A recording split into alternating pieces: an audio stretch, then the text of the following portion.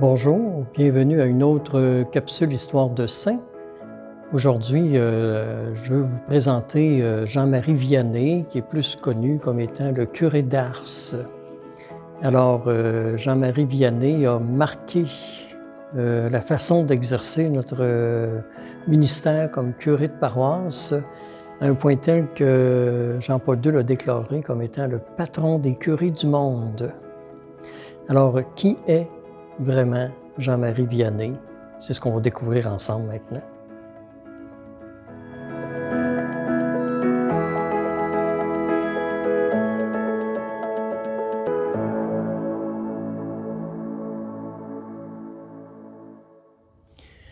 Jean-Marie Vianney, il est né à l'époque de la Révolution française. Et à ce moment-là, on avait fermé les églises et on chassait les communautés religieuses de la France. Lui voulait devenir prêtre, mais les grands séminaires n'existaient plus. Puis il n'était pas question qu'on ordonne de nouveaux prêtres. Alors, à un moment donné, on lui impose même d'aller faire l'armée, d'aller faire son service militaire. Puis, il voulait pas. Il ne se voyait vraiment pas en train de tuer d'autres mondes. Alors, il est devenu déserteur. Et c'est un gars qui avait quand même une certaine culture, parce que pour venir à bout de survivre, il s'est engagé sous un autre nom comme professeur dans une école, dans un petit village. Et finalement, quand il a pu retrouver sa liberté, parce que son père a payé pour sa désertion, et alors il est revenu chez eux, et là, il avait toujours son rêve de devenir prêtre. Son curé est un ancien supérieur de grand séminaire. Son curé dit à l'évêque « Moi, je crois à sa vocation. Je pense que ça vaudrait le coup de lui permettre de faire ses études et éventuellement devenir prêtre. » Alors l'évêque dit au curé « Je me fie sur vous. » Mais comme Jean-Marie Vianney n'a pas réussi à apprendre le latin, et que ça ne lui rentre pas dans l'idée, qu'à l'époque, toutes les études étaient en latin, bien, il passe pour quelqu'un qui est une cruche, qui n'est pas intelligent, qui ne sait pas étudier, qui ne sait pas réussir. Alors, le curé il dit à l'évêque, si vous me le permettez, je vais lui donner sa formation, mais en français. Alors, c'est ce qu'il arrive. Et finalement, sur la recommandation du curé, l'évêque ordonne Jean-Marie. Mais il le nomme ensuite vicaire de ce curé-là pour qu'il complète sa formation. Mais en le temps de le dire, le curé attrape un virus, je ne sais pas si c'était la COVID à l'époque, qui l'emporte en quelques jours. Alors là, l'évêque est pris avec ce jeune prêtre qu'on considère plus ou moins formé. Qu'est-ce qu'il va faire avec lui? Alors il le fait venir à l'évêché. Puis il lui dit, écoutez, monsieur Vianney, j'ai une paroisse à vous offrir. C'est pas la paroisse la plus prospère du diocèse. Il n'y a rien que 200 personnes qui vivent dans cette paroisse-là. Elle est à l'autre bout complètement du diocèse, dans un petit village qui s'appelle Ars. Et il n'y a pas eu de curé résident dans cette paroisse-là depuis 30 ans. Et le problème majeur, c'est comme il n'y a pas de curé résident depuis 30 ans, il y a comme 5 débits de boissons prospères. Alors il dit, pour conclure, il n'y a pas beaucoup d'amour du bon Dieu dans cette paroisse-là. Vous en mettrez. Alors c'est sur ces conseils-là que Jean-Marie s'en va s'établir à Ars. Moi, j'arrête tout de suite, faire une pause, pour dire que cette phrase-là de son évêque, c'est une phrase qui me revient régulièrement dans la tête. Il n'y a pas beaucoup d'amour du bon Dieu. Vous en mettrez. Alors, quand par exemple, je suis en train de jaser avec des gens, puis que le discours tourne dans le négatif, mais je me dis, ma lumière rouge s'allume dans ma tête, y a-t-il beaucoup d'amour du bon Dieu dans ce que tu es en train de dire là? Et là, j'essaie de changer le cours de la conversation. Alors pour moi, c'est un premier conseil qui me vient de la vie de Jean-Marie Vianney. Alors, il arrive à Ars. En arrivant à Ars, il s'aperçoit qu'il n'y a pas personne qui vient à la messe. Les gens sont habitués de ne pas avoir de célébration, puis dans le fond, à ce moment-ci, ça ne les intéresse pas. Alors Jean-Marie Vianney se dit, si les gens ne veulent rien savoir du bon Dieu, lui veut tout savoir à leur sujet. Alors il passe des heures à l'Église à prier pour ses paroissiens, puis pour les confier à Dieu. Puis il décide, ce qui n'existait pas à l'époque, de faire de la visite de paroisse, d'aller chez les gens, de se faire connaître et surtout de connaître les gens. Et ça vaut son pesant d'or. C'est une initiative qui sera reprise ensuite, beaucoup. Alors, Jean-Marie Vianney visite les gens, crée des contacts, les gens commencent à le trouver sympathique, commencent à vouloir fréquenter l'Église. Et c'est là qu'il devient de plus en plus un guide spirituel recherché, ce qui fait qu'il va passer à la fin de sa vie de 16 à 18 heures par jour au confessionnal. Alors, le temps qu'il passe au confessionnal, c'est pas juste pour confesser, c'est de la direction spirituelle qu'il fait avec les gens. Alors, c'est impressionnant de voir ça. Et Jean-Marie Vianney se donne toutes sortes de défis intéressants, comme par exemple, il veut que la cloche sonne. Alors, il fait réparer une clocher et la cloche sonne l'Angélus, mais finalement, il réussit à faire en sorte que le sacristain ou quelqu'un d'autre, ou même lui-même, sonne aussi les heures. Alors, il y a une mentalité qui se développe à Ars, de sorte que quand on sonne l'heure, les gens s'arrêtent puis disent « le Je vous salue Marie », personnellement ou en petit groupe, à toutes les heures. Alors, quand il vient des gens plus tard à Ars de partout, bien, on distingue tout de suite, quand l'heure sonne, qui sont les résidents puis qui sont les touristes. Parce que les résidents arrêtent, s'intériorisent, disent « Je vous salue Marie ».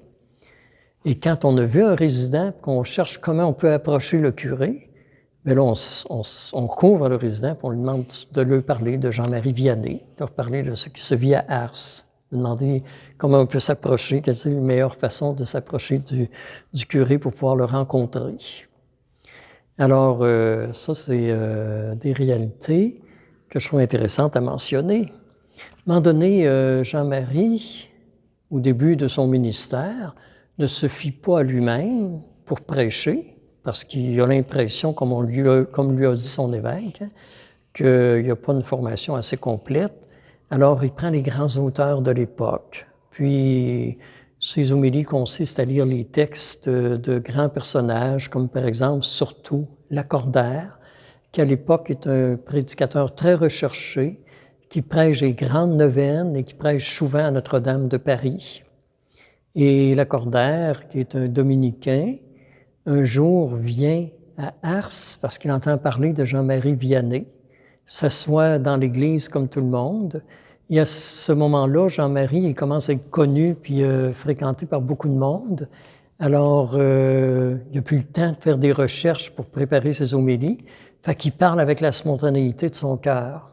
Et Lacordaire dira « J'ai jamais vu un prédicateur au cœur de feu comme ce monsieur Vianney. » Alors, c'est là que Lacordaire va dire « Moi, je fais de la théologie dans mes sermons, mais lui, il fait vraiment de la pastorale. Il fait vraiment un langage de cœur à cœur avec Dieu. » Ce que j'aime aussi, c'est que Jean-Marie Vianney nous invite à s'arrêter à chaque personne et à les confier à Dieu. Aujourd'hui, Ars compte encore à peu près 900 personnes comme résidents. Puis de ce nombre-là, on dit à Ars, que j'ai eu l'occasion de visiter au moins 3 fois dans ma vie, alors on dit à Ars que 25% de la population des résidents sont des pratiquants réguliers et que Ars reçoit 500 000 pèlerins par année. C'est quand même impressionnant quand on pense à ça. Depuis quasi 2 siècles que Jean-Marie Vianney est décédé. Ça continue de se perpétuer. Il y a encore un curé à Ars, mais le curé qu'on veut voir, c'est encore Jean-Marie Vianney.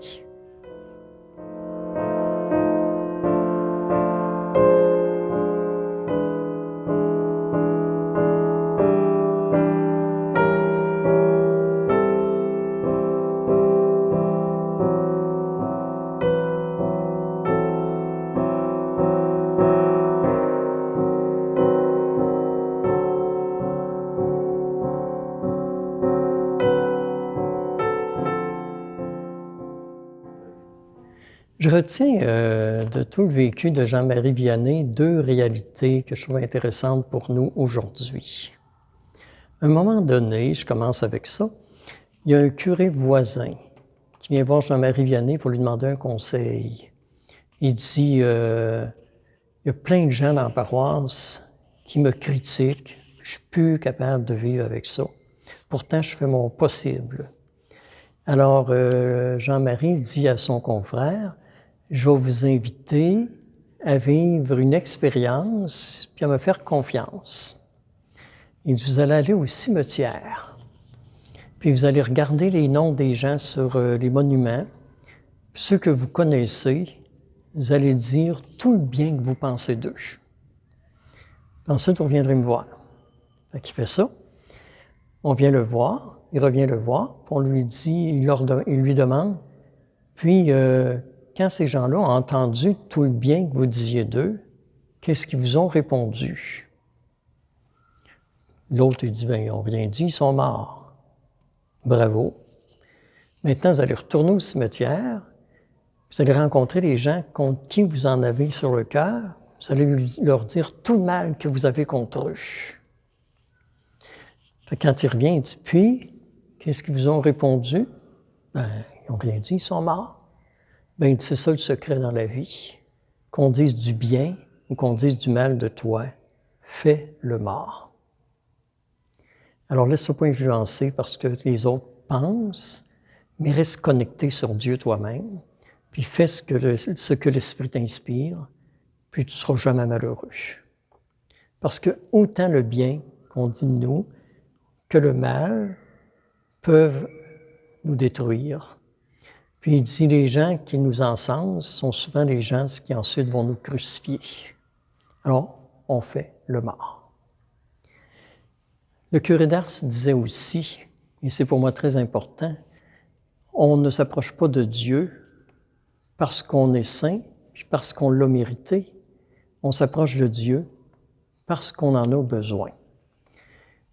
Il accueillait beaucoup de gens au confessionnal, non pas comme à l'époque, comme le juge qui est en train de toujours critiquer, vouloir porter un jugement sur les autres, mais comme un père qui aime et qui accueille. Puis il disait aux gens, allez communier. Et les gens disaient, mais j'en suis pas digne.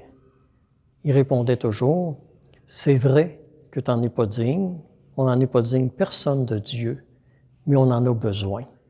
Et lui nous attend, puis nous accueille les bras ouverts. Alors, mettons en œuvre ces différents conseils de Jean-Marie Vianney, puis devenons ainsi ces témoins au cœur de feu dont notre monde a encore besoin aujourd'hui. Merci pour votre présence avec moi auprès de Jean-Marie Vianney, et puisse-t-il inspirer encore chacune d'entre nous, mais inspirer particulièrement les curés, puisqu'il est notre patron. Merci. Bonne journée, bonne semaine.